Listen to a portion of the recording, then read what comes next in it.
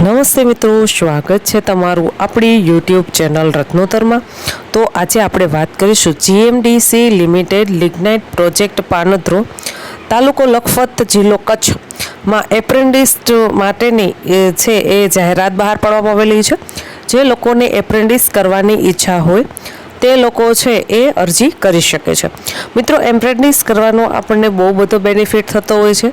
PGVCL, DGVCL અથવા તો UGVCL અને જેટકો જેવી કંપનીઓમાં આપણને જો એપ્રેન્ટિસ પાસ હોય તો આપણે એક પરીક્ષા પાસ કરી અને સરકારી નોકરી છે એ મળી શકે છે। અમુક છે એ રેલવેમાં પણ એપ્રેન્ટિસ કરતા હોય છે તો તમને રેલવેમાં પણ નોકરી મળી શકે છે। આવી રીતે જો તમે કંપનીમાં એપ્રેન્ટિસ કરો છો તો કંપનીમાં પણ તમને સારા એવા પગારની છે એ નોકરી મળવા પાત્ર રહે છે। એપ્રેન્ટિસ કરો તેની સાથોસાથ તમને છે એ કંપની દ્વારા અમુક સ્ટાઇફન્ડ એટલે કે અમુક પગાર પણ ચૂકવવામાં આવે છે। તો ચાલો મેળવી લઈએ તેના વિશે વિગતવાર માહિતી। સૌપ્રથમ ટ્રેડની વાત કરવામાં આવે તો જે લોકોએ ડીઝલ મિકેનિકલ ટ્રેડમાં અભ્યાસ કર્યો છે, આઈટીઆઈ પાસ છો તમે મિત્રો, તો તમે છે ડીઝલ મિકેનિકની પોસ્ટ પર છે એ ઓનલાઈન અરજી કરી શકો છો। જગ્યા એક ખાલી છે મિત્રો। ત્યારબાદ છે ઇલેક્ટ્રિશિયન, તમે આઈટીઆઈ ઇલેક્ટ્રિશિયનમાં પાસ કરેલું છે તો પણ તમે છે એ એપ્રેન્ટિસ માટે અરજી કરી શકો છો। 2 જગ્યા ખાલી છે।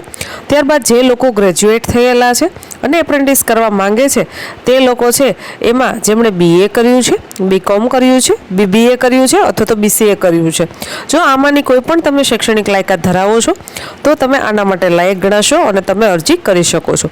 5 જગ્યા ખાલી છે। ત્યારબાદ છે કોમ્પ્યુટર ઓપરેટર, આઈટીઆઈમાં જો તમે કોપા ટ્રેડમાં પાસ કર્યું છે તો તમે છે એ કોમ્પ્યુટર ઓપરેટરને માટે છે એ લાયક ગણાશો। 3 જગ્યા ખાલી છે।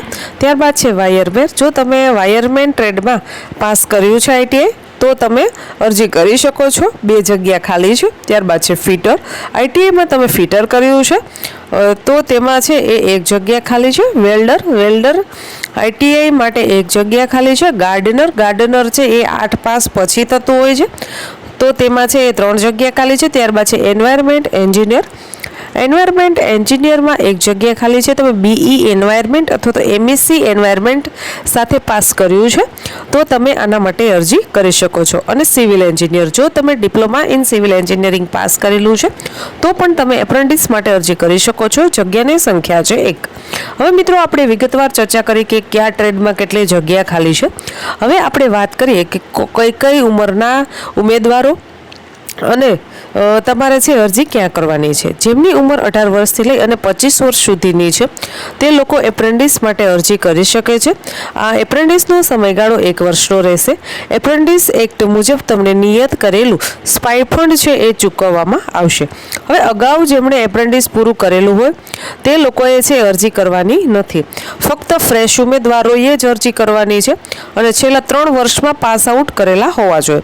એટલે કે 2022, 23 અને 24ના અંદર જો તમે એપ્રેન્ટિસ તો 2022, 23 અને 24 સુધીમાં તમે આમાંની શૈક્ષણિક લાયકાત પૂર્ણ કરેલી છે તો જ તમે આના માટે લાયક ગણાશો। 18 વર્ષથી લઈ અને 25 વર્ષ સુધીની તમારી ઉંમર હોવી જોઈએ। ઉમેદવાર જે અરજી કરી હોય તેના માટે એપ્રેન્ટિસ એક્ટની જોગવાઈ અન્વયે ઓનલાઈન અરજી કરવાની રહેશે। એપ્રેન્ટિસ એક્ટની ઓનલાઈન પોર્ટલ પર જઈ અને તમારે ઓનલાઈન અરજી કરવાની છે।